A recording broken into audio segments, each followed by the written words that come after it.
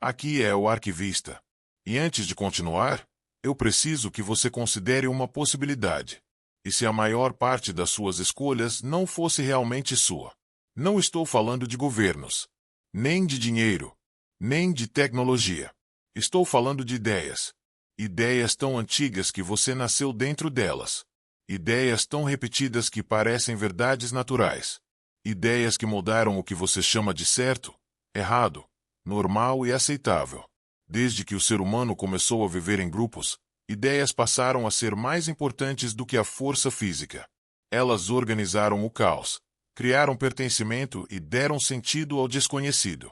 Ao mesmo tempo, estabeleceram limites invisíveis sobre o que podia ou não ser questionado. A humanidade sempre acreditou que era livre. Mas, na prática, quase sempre obedeceu. Obedeceu a conceitos herdados. Obedeceu a crenças transmitidas.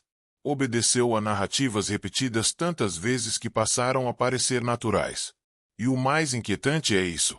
Quando uma ideia controla o comportamento, ela não precisa ser imposta. Ela passa a ser defendida por quem está preso a ela. Você não percebe a prisão quando acredita que ela é o mundo. Quando tudo ao seu redor confirma aquilo que você aprendeu a aceitar como realidade. Desde o surgimento das primeiras civilizações, controlar ideias sempre foi mais eficiente do que controlar pessoas. Não era necessário vigiar todos os corpos quando se podia orientar as mentes. Bastava definir o que pensar, o que temer, o que desejar e o que evitar. A ideia de autoridade absoluta fez reis parecerem escolhidos por forças superiores. A ideia de destino ensinou pessoas a aceitarem sofrimento como algo inevitável. A ideia de pecado criou culpa antes mesmo da escolha. A ideia de honra levou milhões à guerra acreditando que morrer era virtude. Essas ideias não surgiram por acaso. Elas eram úteis. Organizavam sociedades, mantinham ordem e evitavam o colapso em um mundo instável e imprevisível. Ofereciam respostas simples para perguntas complexas. E isso trazia segurança. Mas havia um custo invisível: a liberdade de pensar. Durante séculos, questionar significava punição. Pensar diferente era heresia. Duvidar era traição. A mente humana aprendeu, lentamente, que sobreviver era concordar. Discordar era perigoso demais. Religiões, impérios, ideologias políticas e sistemas econômicos moldaram não apenas o mundo externo, mas o mundo interno das pessoas. O que era permitido, proibido, desejável ou condenável já vinha pronto antes mesmo do nascimento. Você não aprendia apenas a falar ou a andar. Aprendia a interpretar o mundo. Aprendia o que deveria sentir orgulho, culpa ou medo. Aprendia a pensar do jeito certo. As ideias mais poderosas não eram as mais verdadeiras. Eram as mais repetidas. Elas eram ensinadas às crianças, reforçadas pela cultura, repetidas em leis, rituais, histórias e tradições.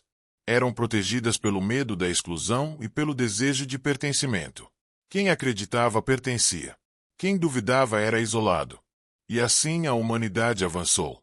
Tecnologicamente livre. Mentalmente condicionada. Mesmo quando antigas estruturas ruíam, novas ideias ocupavam o lugar. Mudavam os nomes, os símbolos e os discursos. Mas o mecanismo permanecia o mesmo. Controle não exige força quando existe crença. Não exige vigilância quando existe medo interno. Não exige correntes quando existe aceitação. Ideias são silenciosas. E justamente por isso são tão eficazes. Mas nenhuma ideia controla para sempre. Em algum momento da história, alguém sempre fez a pergunta mais perigosa de todas. E se isso não for verdade? Foi assim que impérios caíram. Foi assim que dogmas ruíram. Foi assim que certezas absolutas começaram a se fragmentar. A expansão da consciência humana nunca começou com respostas prontas. Sempre começou com dúvidas sinceras. O problema é que, enquanto algumas ideias morreram, outras apenas mudaram de forma. Hoje elas não usam coroas nem templos. Elas se disfarçam de normalidade, de senso comum, de sucesso e fracasso, de certo e errado socialmente aceito. Elas dizem como você deve viver, o que você deve desejar, do que você deve ter medo, e quem você deve se tornar. Entender isso não é se rebelar contra tudo.